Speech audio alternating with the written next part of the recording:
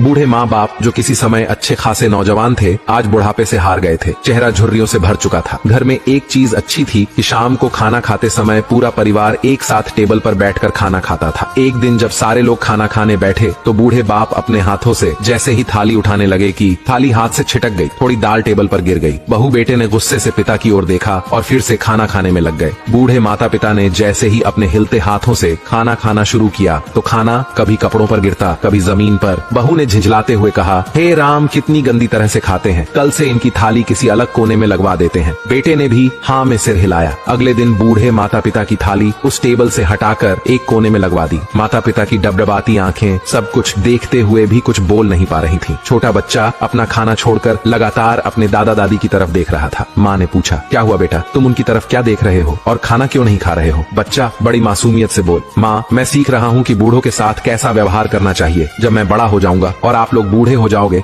तो मैं भी आपको इसी तरह कोने में खाना खिलाया करूंगा। बच्चों के मुंह से ऐसा सुनते ही बेटे और बहू दोनों कांप उठे। शायद बच्चों की बात उनके मन में बैठ गई थी, क्योंकि बच्चे ने मासूमियत के साथ एक बहुत बड़ा सबक अपने माँ बाप को दिया था। बेटे ने जल्दी से आगे बढ़कर माता पिता को उठाया और वापस टेबल पर खाने के लिए बैठाया, और बहू भी भागकर पानी का गिलास लेकर आई कि माँ बाबूजी को कोई तकलीफ ना हो। आखिर में बस यही मैं कहूँगा, कृपया करके अपने माता पिता का ख्याल